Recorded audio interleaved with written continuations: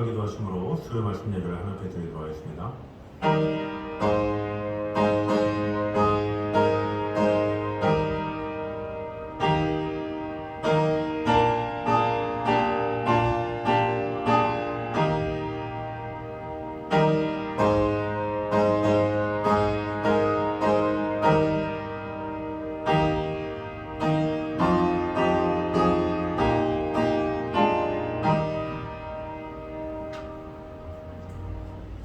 예수께서 외쳐 이르시되 나를 믿는 자는 나를 믿는 것이 아니요 나를 보내신 이를 믿는 것이며 나를 보는 자는 나를 보내신 이를 보는 것이니라.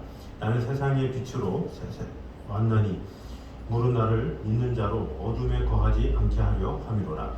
우리의 빛과 모든 것 되신 주님, 오늘도 주님 앞에 나왔습니다. 아버지 하나님의 귀한 평강과 은혜가 가득 넘치는 시간 되게 하시고 살아계신 하나님의 은혜와 사랑 안에 오늘도 거하는 귀한 시간 될 수 있도록 주님 함께하여 주시옵소서. 예수님 이름으로 기도드립니다. 아멘. 우리 찬송가 321장 찬양하겠습니다.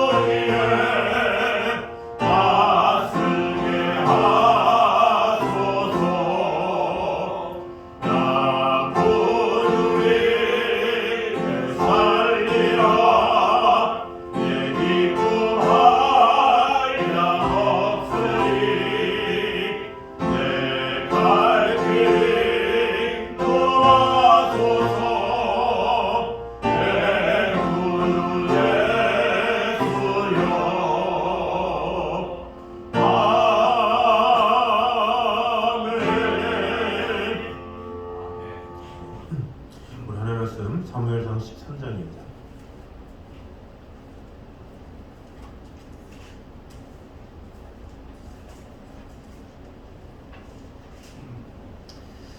사무엘상은 13장 8절에서 15절까지 15절 상반절까지 말씀입니다.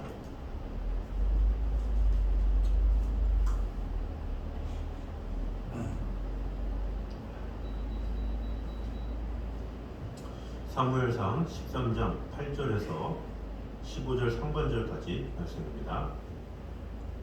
사울은 사무엘이 정한 기한대로 이레 동안을 기다렸으나 사무엘이 길갈로 오지 아니하매 백성이 사울에게서 흩어지는지라. 사울이 이르되 번제와 화목제물을 이리로 가져오라 하여 번제를 드렸더니 번제 드리기를 마치자 사무엘이 온지라. 사울이 나가 맞으며 문안하매 사무엘이 이르되 왕이 행하신 것이 무엇이냐니 사울이 이르되 백성은 내게서 흩어지고 당신은 정한 나라 안에 오지 아니하고 블레셋 사람은 민바스에 모였음을 내가 보았으므로 이에 내가 이르기를 블레셋 사람들이 나를 치러 길갈로 내려오겠거늘 내가 여호와께 은혜를 간구하지 못하였다 하고 부득이하여 번제를 드렸나이다 하니라. 사무엘이 사울에게 이르되 왕이 망령되이 행하였도다. 왕의 왕이 하나님 여호와께서 왕에게 내리신 명령을 지키지 아니하였도다. 그리하였다라면 여호와께서 이스라엘 위에 왕의 나라를 영원히 세우셨을 것이거늘 지금은 왕의 나라가 길지 못할 것이라. 여호와께서 왕에게 명령하신 바를 왕이 지키지 아니하였으므로 여호와께서 그의 마음에 맞는 사람을 구하여 여호와께서 그를 그의 백성의 지도자로 삼으셨느니라 하고 사무엘이 일어나 길갈에서 떠나 베냐민 기브아로 올라가니라. 아멘. 오늘은 저번 주에 이어서 이스라엘의 초대 왕인 사울의 초기 통치 그리고 실수에 대해서 계속해서 은혜를 나누도록 하겠습니다. 우리 먼저 저번 주에는 8절을 통해서 하나님의 정하신 기한에는 경륜이 있음을 우리가 봤습니다. 하나님께서 정하신 그 때가 있기 때문에 그 때를 거스르지 말고 하나님의 뜻에 거해야 된다 우리가 봤습니다. 그리고 인간의 공명심은 실패에 이르게 하는 요인이 됨을 또 보았습니다. 이 사울이 번제를 드린 이유는 인정을 받고자 하는 그곳에 이제 왕으로서 이 백성들에게 뭔가 자신의 왕됨을 인정받아서 앞으로의 정치 활동에 크나큰 힘을 얻고자 하는 자기 이름을 높이고자 하는 그런 일 때문에 잘못 그르치게 되었다라는 것을 우리가 말했죠. 결국 잘못된 공명심은 이를 그르치게 될 수밖에 없다라는 것을 봤습니다. 세 번째로는 하나님이 기뻐하시는 예배는 어떠한 예배인가를 우리가 봤습니다.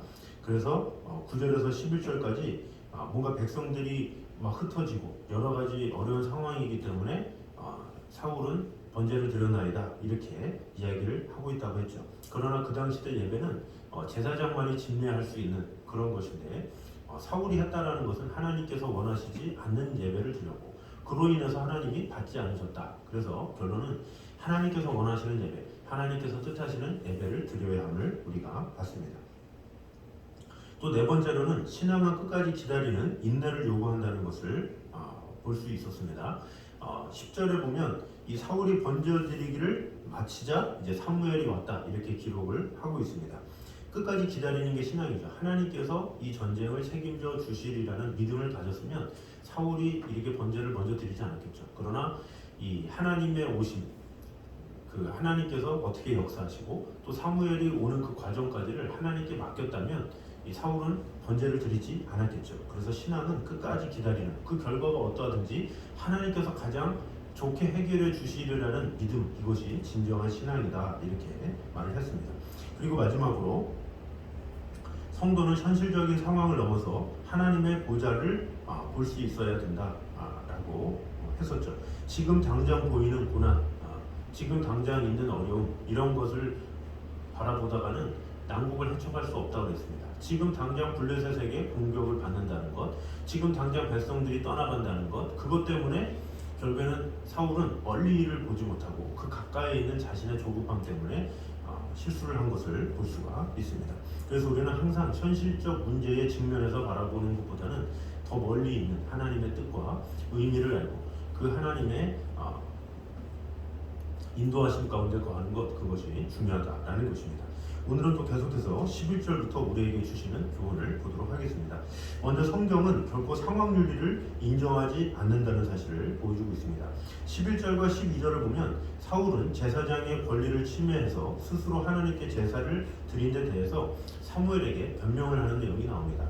그 변명이 이렇게 나왔죠.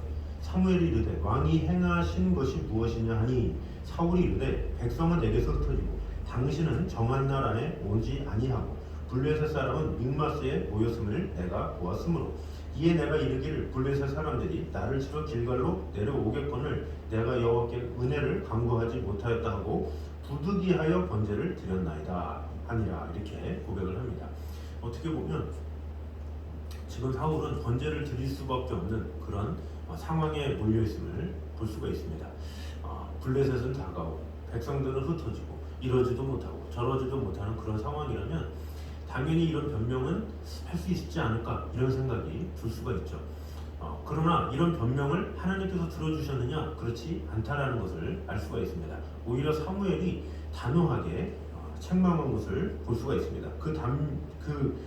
말이 뭡니까? 왕이 망령되이 행하였도다. 이렇게 13절에 이렇게 말을 하고 있죠. 왕이 하나님 여호와께서 왕에게 내리신 명령을 지키지 아니하였도다. 그리하였더라면 여호와께서 이스라엘 위에 왕의 나라를 영원히 세우셨을 것이거늘. 이렇게 이야기하고 있죠.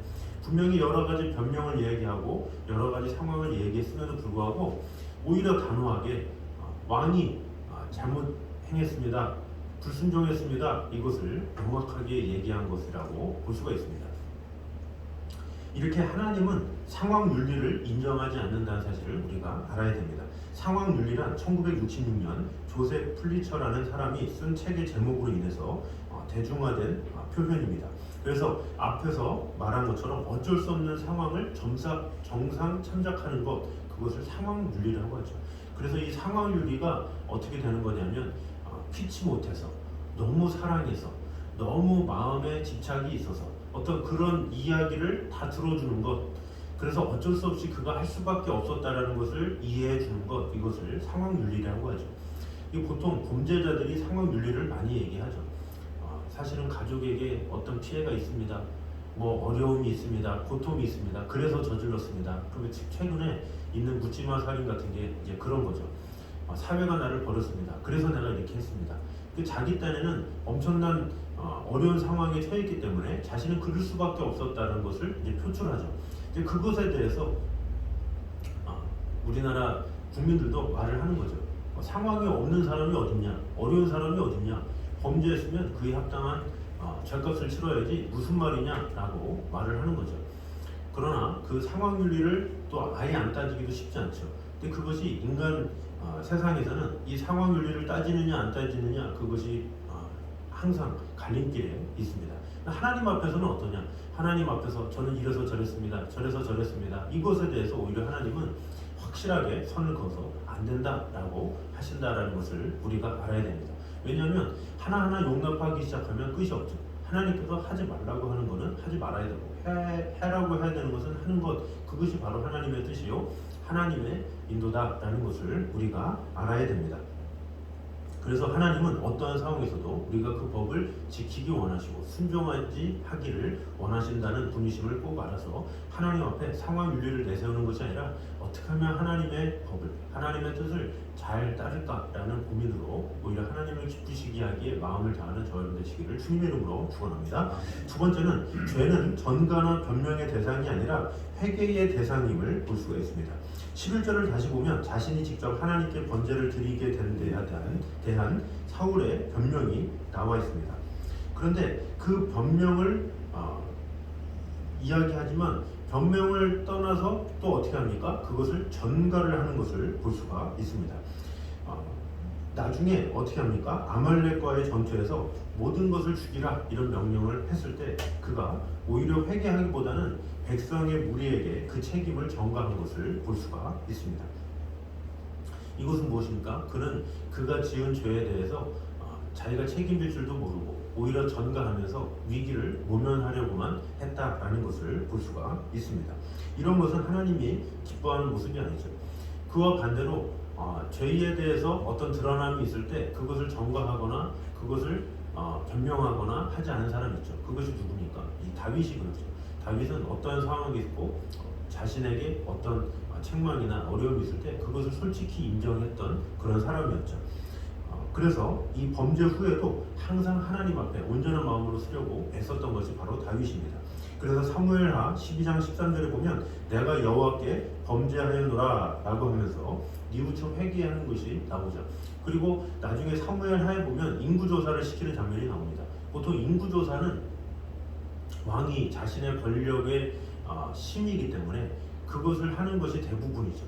대부분의 왕들은 왕위에 오르면 인구조사를 합니다. 왜냐? 인구조사를 통해서 자신의 나라의 권력이 얼마나 센지, 국력이 얼마나 강건한지 그것을 알아야 되기 때문에 인구조사를 할 수밖에 없는 거죠. 그런데 다윗은 이 하나님께서 너 왜 인구조사해? 왜 너를 드러내? 이렇게 했을 때 변명이나 뭐 이렇게 다른 이들에게 전가하지 않았다라는 거죠. 뭐 요압이 시켰습니다, 뭐 아니면 다른 나라들이 했기 때문에 했습니다, 이렇게 하지 않고 그저 하나님 앞에 엎드려 회개했다라는 거죠. 그랬더니 하나님께서 이렇게 할까 저렇게 할까 이렇게 할까 이 세 가지의 일들을 통해서 이 하나님께서 다윗으로 하여금 그 일을 그 죄만 감당하도록 이렇게 했다라는 것을 볼 수가 있습니다. 그래서 우리는 항상 중요한 것은 사람은 실수를 저질 수 있고 범죄를 저질 수 있지만 그 후의 자세가 참으로 중요하다라는 것입니다. 어떤 일이 일어났을 때 그것을 변명하거나 정거하거나 이것이 아니라 오히려 그것을 그대로 인정하고 그것을 하나님 앞에 내어놓고 눈물을 흘리며 주님 앞에 나오는 것, 이런 태도를 하나님께서는 기뻐하시고 은혜 주신다라는 것입니다. 그러므로 우리는 어떠한 상황에서도 하나님 앞에 나의 허물이 드러날 때 모든 것을 인정하고 자복하며 하나님 앞에 나아감으로 하나님 앞에 귀하게 쓰임받는 저와 여러분 되시기를 주님 이름으로 축원합니다. 아멘. 세 번째는 하나님보다 사람을 두려워하면 올무에 걸리게 됨을 볼 수가 있습니다. 13절에 사무엘이 사울을 책망하며 말을 합니다. 왕이 망령되이 행하였도다. 왕의 하나님 여호와께서 왕에게 내리신 명령을 지키지 아니하였도라. 그리하였더라면 여호와께서 이스라엘 위에 왕의 나라를 영원히 세우사실 것이오거늘, 이렇게 이야기를 하고 있습니다. 여기서 우리는 사울이 스스로 번제를 드린 근본 이유를 생각해 봐야 됩니다. 근본 이유가 무엇이겠습니까? 7일을 기다리라는 하나님의 명령, 이것이 엄중하죠. 그럼에도 불구하고 그는 번제를 드렸다라는 것은 무엇입니까? 사람들이 흩어졌기 때문에 이렇게 변명을 하는 것을 볼 수가 있습니다. 근데 그것이 무엇입니까?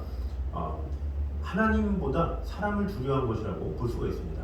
하나님을 두려워했다면 백성들이 흩어지든 블레셋이 오든 하나님께서 이루실 것인가 라면서 믿음으로 했을 텐데, 사람을 두려워하니까 그 사람의 힘, 이런 군사력이 있어야 블레셋을 이길 수 있는데 이들이 흩어지네, 이게 두려운 마음을 갖게 된 거죠.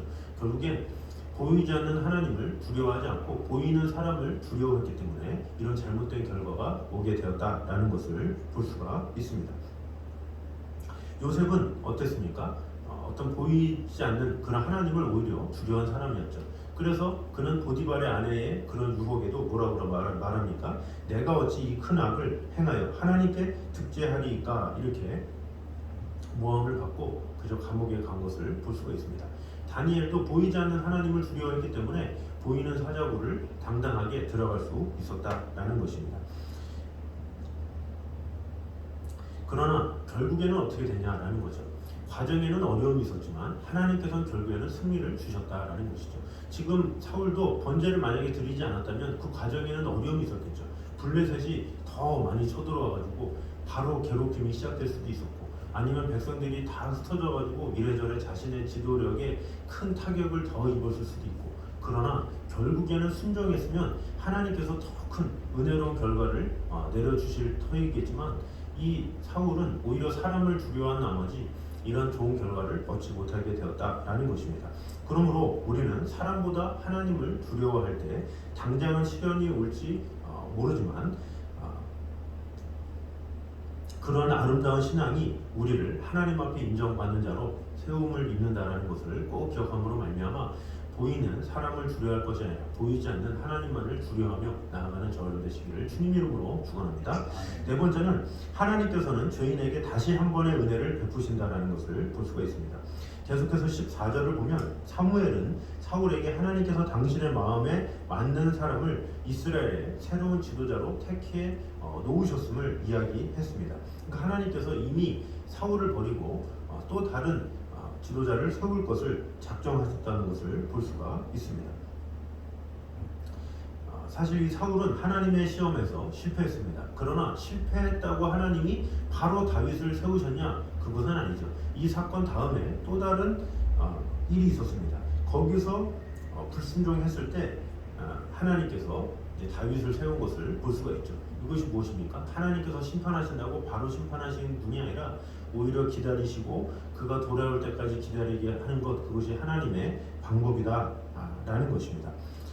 결국엔 쉽게 말해서 집행유예의 은혜를 베풀어 주는 것이죠. 하나님은 자비하시고 은혜로우신 분이기 때문에 우리가 어떤 죄를 짓고 어떠한 큰 범죄를 한다 할지라도 끝까지 기회를 주시는 그런 하나님이심을 우리가 알아야 된다라는 것입니다. 세례요한의 메시지를 보면 이미 도끼가 나무 뿌리에 놓였으니 좋은 열매 맺지 아니하는 나무마다 찍어 불에 던지우리라 이렇게 경고를 하고 있습니다. 이것이 무엇을 말합니까? 당장 찍어버린다 이렇게 말하는 것이 아니라 열매 맺지 아니하는 나무마다 했다는 건 뭐예요? 열매 맺을 때까지 기다리겠다라는 거죠. 열매 맺을 때까지 기다렸는데 안 미쳐지면 불에 던지우리라. 그럼 어떻게 하라는 거예요? 기회를 줄 테니까 열매를 맺어라 이렇게 말하는 것이라고 볼 수가 있습니다. 그래서 예수님도 비유로 13장 누가복음 13장에 이렇게 말합니다. 주인이여 금년에도 그대로 두소서 내가 두릅하고 거름을 줄이니 이후에 만일 실과가 열면 이원이와 그렇지 않으면 찍어버리소서 이렇게 이야기를 하고 있습니다. 이것이 무엇을 말합니까? 당장 베어버려도 될 것을 하나님께서는 참아 버리지 못하시고 어떻게 보면 안쓰러울 정도로 애착과 미련을 가지고 자비와 긍휼을 베푸신다라는 표현을 예수님이 하신 것이죠. 결국 하나님은 늘 자비와 긍휼을 베푸심으로 말미암아 회개할 줄 모르고 죄를 더하고 범죄하는 자에게도 끝까지 기회를 주시고 은혜 주시고 자꾸 어떻게 하면 하나님의 사랑 가운데 거할까 이렇게 고민을 하시는 분이심을 우리가 알아야 된다는 것입니다. 그래서 로마서 2장 4절에도 혹 내가 하나님의 인자하심이 너를 인도하여 회개케 하심을 알지 못하여 그의 인자하심과 용납하심과 같이 길이 참으심의 풍성함을 멸시하느냐 이렇게 얘기하고 있어요. 하나님은 길이 참으시고 풍성한데 사람들은 그것마저도 멸시하고 그것을 이용해서 악용하는 그런 나쁜 사람들이 있다라는 거죠. 그런 것에서 로마서에서 사도 바울이 고발을 하고 있는 것이죠. 결국 하나님은 어떠한 심판이나 어떤 일이 있을 때 바로 심판하고 징계하시고 그런 분이 아니라 끝까지 기다리시고 돌봐주시고 이끌어주시는 그런 하나님이심을 알아야 된다는 거죠. 노아에게도 방주를 지어라 그랬으면 지어라 그 순간 내가 기다리겠다 이런 뜻이죠. 이 백성들이 내 마음대로 내 뜻대로 시집가고 장가가고 자기 멋대로 살아가지만 그러나 너희가 방주를 만들어라. 방주를 만드는 100년 동안 내가 기다리겠다 이렇게 말씀하시는 것입니다. 그러므로 우리에게 늘 기회를 주시는 하나님의 은혜를 늘 생각함으로 말미암아 하나님의 그 은혜와 사랑이 우리에게 가득 임하게 됨으로 말미암아 오늘도 다시 기회를 주시고 은혜 주시는 하나님의 사랑 안에 거하는 저희들 되시기를 주님의 이름으로 축원합니다. 마지막 5번째로 우리는 하나님의 마음에 합한 성도가 되어야 함을 볼 수가 있습니다. 우리 14절을 보면 여호와께서 그를 그 백성의 여호와께서 그의 마음에 맞는 사람을 구하여 여호와께서 그를 그의 백성의 지도자로 삼으셨느니라 이렇게 말을 하고 있죠.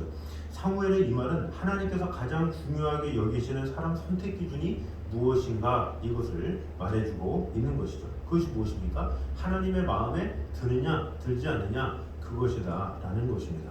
하나님의 선택에서는 사람의 혈통이나 출신이나 외모나 직책 이런 것은 변수가 되지 않죠. 하나님의 마음에 합하냐 그렇지 않느냐 그것을 보고 계시죠.